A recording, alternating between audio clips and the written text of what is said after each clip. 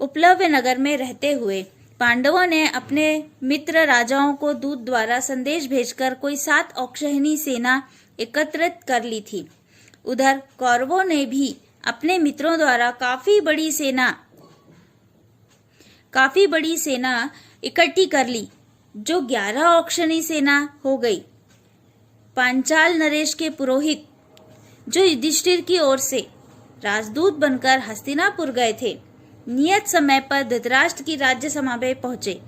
यथाविधि कुशल समाचार पूछने के बाद पांडवों की ओर से संधि का प्रस्ताव करते हुए वह बोले, युधिष्ठिर का विचार है कि युद्ध से संसार का नाश ही होगा और इसी कारण वे युद्ध करना नहीं चाहते। न्याय के अनुसार उनका हिस्सा अगर उन्हें दे दिया जाए तो वह युद्ध नहीं लड़ना चाहते। आप उनका हिस्सा देने की कृपा करें, इससे विलंब ना कीजिए। यह सुनकर विवेकशील महारथी भीष्म, जो वहां पर मौजूद थे, वह बोले, भीष्म कहते हैं कि यही न्यायोचित है कि उन्हें उनका राज्य वापस दे दिया जाए। भीष्म की बात कर्ण को अप्रिय लगी।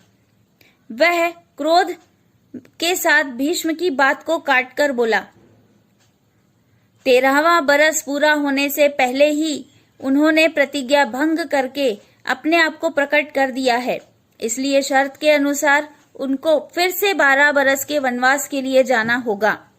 कर्ण के इस प्रकार बीच में उनकी बात काटकर बोलने से भीष्म को बड़ा क्रोध आया। वह बोले, राधा पुत्र कर्ण, तुम बेकार की बातें कर रहे हो।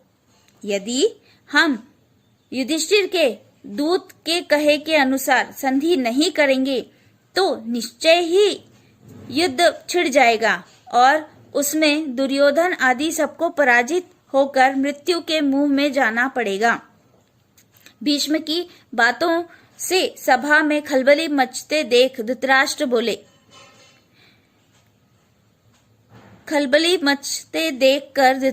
बोले, संसार की भलाई को ध्यान में रखकर मैंने ये निश्चय किया है कि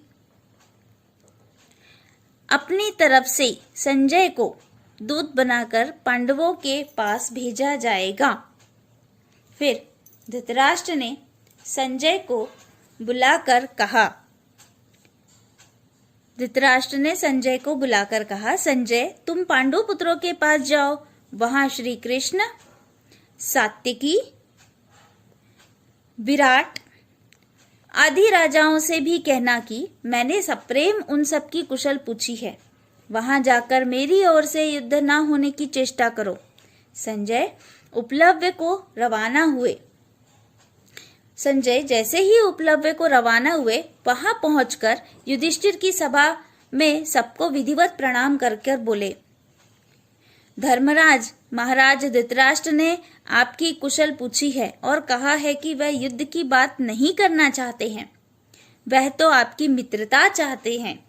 संजय की ये बात सुनकर राजा युधिष्ठिर बड़े प्रसन्न हुए और बोले, मैं तो संधि ही चाहता हूँ। युद्ध का विचार करते ही मेरा मन घृणा से भर जाता है।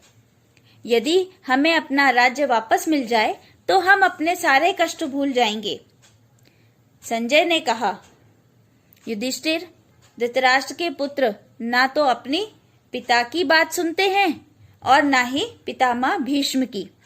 आप सदा से ही न्याय पर स्थिर हैं। आप युद्ध की चाह ना करें। संजय की ये बातें सुनकर युधिष्ठिर बोले, संजय, श्री कृष्ण दोनों पक्षों के लोगों के हित चिंतक हैं। वह जो सलाह देंगे वैसा ही मैं करूंगा। इसीलिए तभी श्री कृष्ण वहां पर बोले, मैं स्वयं ही हस्तिनापुर जाना उचित समझता हूँ। मेरी यही इच्छा है कि कौरवों से संधि का जितना हो सकता है मैं उनसे संधि करने की कोशिश करूंगा। श्री कृष्ण के बाद युधिष्ठिर फिर बोले, संजय, कौरवों की राजसभा में जाकर महाराज युधिष्ठिर को मेरी तरफ से प्रार्थना पूर्वक संदेश सुनाना कि कम से कम हमें 5 गांव ही दे दे। हम पांचों भाई इसी से संतोष मान लेंगे और संधि करने को तैयार होंगे। युधिष्ठिर का यह संदेश लेकर संजय पांडवों तथा श्री कृष्ण से विदा होकर हस्तिनापुर वापस लौट जाते हैं। सभा में आकर उन्होंने युधिष्ठिर की सभा में जो चर्चा हुई थी उसका सारा हाल कह सुनाया। संजय के इस प्रकार कहने पर भीष्म दुर्योधन को दोबारा समझाने के बाद धृतराष्ट्र से बोले, राजन, कर्ण बार बार यही दम भरता है कि खत्म कर डालूंगा, किंतु मैं कहता हूं कि पांडवों की शक्ति का 16वां हिस्सा भी उसमें नहीं है। तुम्हारा पुत्र उसकी बातों को बहुत सुनता है और उसके कहे के अनुसार ही चलता है और अपने नाश का आप ही आयोजन कर रहा है। विराट नगर पर आक्रमण करते समय जब अर्जुन ने हमारा दर्प चूर कर दिया था, तब कर्ण वही तो था।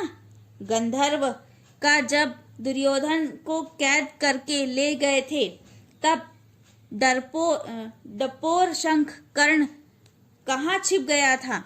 गंधर्व को अर्जुन ने ही तो भगाया था और दुर्योधन को उनकी कैद से मुक्त कराया था। इसके बाद धृतराष्ट्र ने संतप्त होकर दुर्योधन को समझाया, बेटा भीष्म, पितामह जो कहते हैं वही करने योग्य है। युद्ध न हो तो संधि करना ही उचित होगा। दुर्योधन जो यह सब बातें सुन रहा था, उठा और अपने पिताश्री को साहस बांधता हुआ बोला, पिताजी, आप भी कैसे भोले हैं जो यह भी नहीं समझते हैं कि स्वयं युधिष्ठिर हमारा सैन्य बल देखकर घबरा उठे हैं और इसी कारण आधे राज्य की बात छोड़कर अब वह केवल 5 गांवों की याचना कर रहे हैं। क्या उनकी